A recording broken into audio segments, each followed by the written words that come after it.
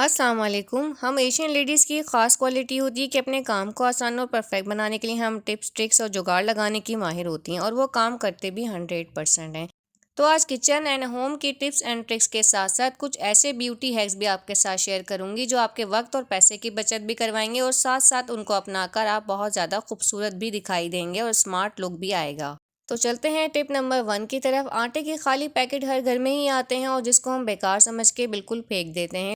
लेकिन आज जो इसका हैक बताऊंगी ना, वो जानने के बाद आप इसको कभी भी नहीं फेंकेंगे। सबसे पहले आपने क्या करना है, हॉट पॉट जो होता है ना, उसका ऊपर वाला कैप ले लेना है और आटे के इस पेपर को राउंड शेप में कट कर लेना है कुछ इस तरह से। अब हम क्या करेंगे, इसको ना अपने पॉट में लगाएंगे क्योंकि हमारे पॉट में एक नमी आ जाती है और इतनी अजीब सी ना स्मेल आती है। और रोटी का जो हमारा रुमाल होता है ना, इसमें हम रोटी रखते हैं, उसमें भी वो स्मेल बस सी जाती है जो निकलती नहीं। अगर आप ये लगाएंगे और उसके बाद रोटियां रखेंगे ना, तो पता है क्या, रोटी में स्मेल नहीं आए।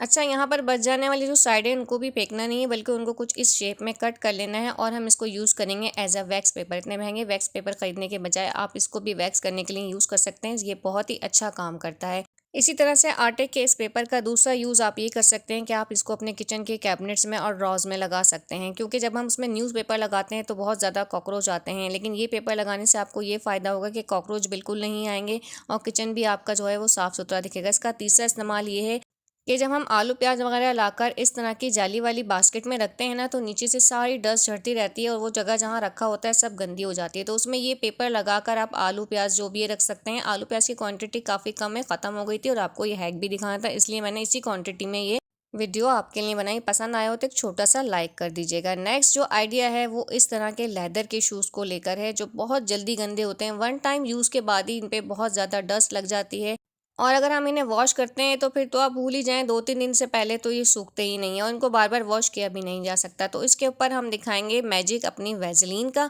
थोड़ी सी वैसलीन लेकर आपने टिप कर कर इस तरह से शूज़ के ऊपर लगा देनी है। यहाँ पर मैं पहले आपको सिर्फ एक शूज़ पे लगा कर दिखाऊंगी ताकि एंड पर आपको दोनों का डिफरेंस वाज़ा तौर पर नज़र आ सके। इस तरह से पूरे शूज़ पे हल्की सी आपने वैसलीन लगानी है, ज़्यादा नहीं लेनी, और टिश्यू लेकर पूरे शूज़ पर बड़े ही अच्छे से रब कर देना है।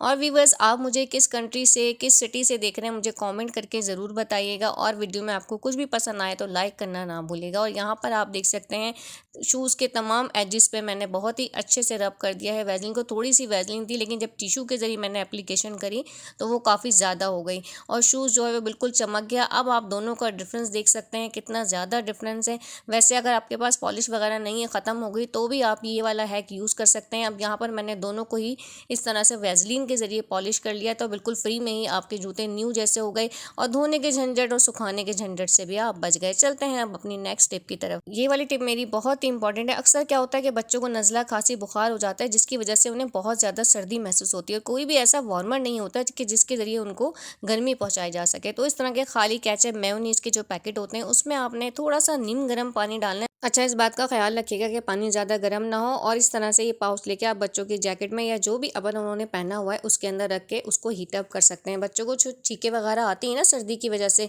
उसमें इनको बहुत ज़्यादा रिलीफ मिलेगा, सुकून मिल जाएगा इतनी ज़्यादा सर्दी में उनको। तो फ्रेंड्स, एक बार इसको ट्राई ज़रूर कीजिएगा और केचप पाउच को ख़राब समझकर बिल्कुल मत फेंकिएगा। चलते हैं अपने नेक्स्ट टिप की तरफ। जब भी इतने ढेर सारे बर्तन हम ख़वातीन धोती हैं ना, तो हमारे हाथों का तो बुरा हाल ही हो जाता है। उंगली की जो टिप है वो तो बुरी तरह से छिल जाती है, कलर भी उनका चेंज हो जाता है, मैल बैठ जाता है उनमें।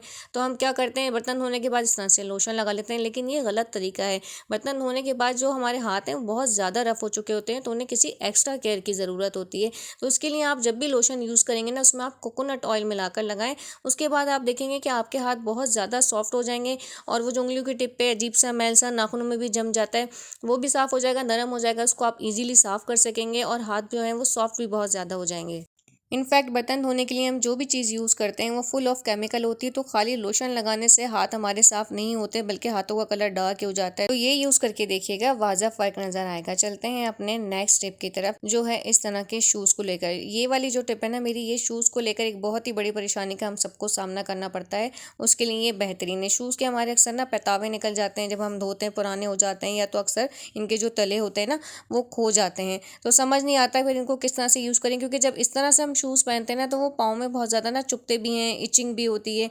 तो उसके लिए बेस्ट हाल ये है कि कोई भी सॉक्स लेके, कोई भी रफ सॉक्स है आपके पास, वो लेके आप इसको तले के तौर पर इस्तेमाल कर सकते हैं। इस तरह से आप उसको अपने शूज़ में, जॉगर्स में लगा सकते हैं, और बच्चों के तो अक्सर तले खो ही जाते हैं।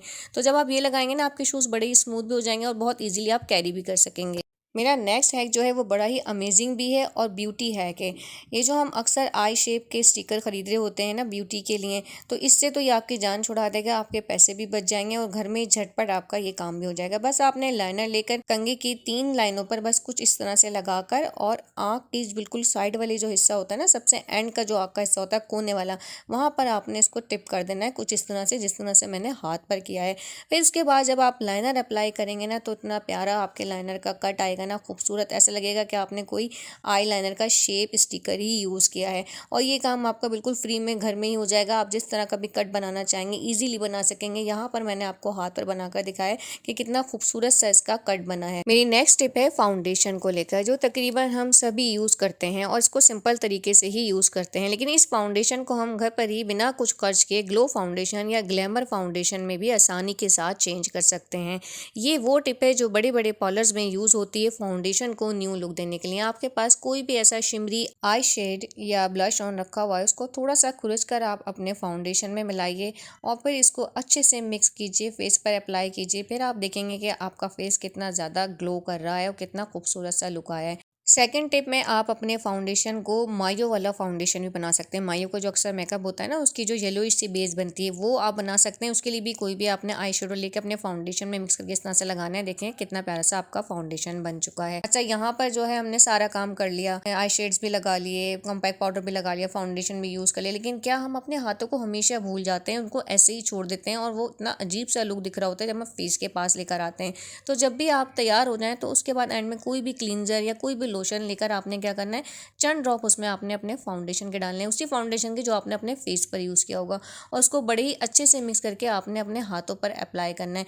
आप देखेंगे कि आपके हाथ जो हैं वो इतने शाइनी हो जाएंगे और फेस से मैच करने लग जाएंगे, क्योंकि अक्सर ये होता है कि हाथ और पाँव जो है ना वो मेकअप से तो मैच ही नहीं करते, और यार इतना बुरा लुक आता है कि जब हम कहीं जाकर बैठते हैं या हाथों को करीब ला के पिक्चर बनवाते हैं, हाथ बिल्कुल अलग से दिख रहे होते हैं।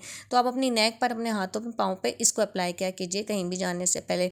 मेरा नेक्स्ट हैक भी बड़ा ही ज़बरदस्त सा है, जो आपका अच्छा खासा खर्चा बचा लेगा फाउंडेशन पर जो आप खर्च करने वाले थे। इस तरह से फाउंडेशन जब खत्म हो जाता है तो हम क्या करते हैं, इसको फेंक देते हैं ना, हमें लगता है कि मजीद एप्लीकेशन इसमें से निकल ही नहीं सकती। तो फ्रेंड्स, ऐसी सूरत में आप एक बार इस टिप को ज़रूर ट्राई करके देखिएगा। जब भी आप स्ट्रॉ के ज़रिए फाउंडेशन निकालेंगे तो जितना भी फाउंडेशन होगा वो सारा बाहर निकल कर आ जाएगा और आपके पास फाउंडेशन की 1 से 2 एप्लीकेशन मजीद आ जाएगी। मेरी ये टिप आपके बहुत काम आने वाली है। आप जब भी अपना कोई कॉम्पैक्ट पाउडर फाउंडेशन में मिलाकर यूज़ करेंगे ना, तो एक तो वो आपका मैट लुक बन जाएगा। सेकंड ये कि आपका मेकअप जो है वो लॉन्ग लास्टिंग हो जाएगा, ज़्यादा देर तक स्टे करेगा, बेस या फाउंडेशन आपकी फटेगी नहीं, और कुछ इस तरह से आपका लुक बन जाएगा। तो थी ना सारी कमाल की टिप्स। पसंद आई हो तो लाइक ज़रूर कीजिएगा, और अगर चैनल पर न्यू है तो सब्सक्राइब करना बिल्कुल मत भूलिएगा। और अगर आपको वीडियो में से कुछ भी पसंद आया हो तो अपने फैमिली और फ्रेंड्स के साथ ज़रूर शेयर कीजिएगा, ताकि वो भी इससे फ़ायदा उठा सकें। नेक्स्ट वीडियो तक के लिए इजाज़त दीजिए। अल्लाह हाफ़िज़।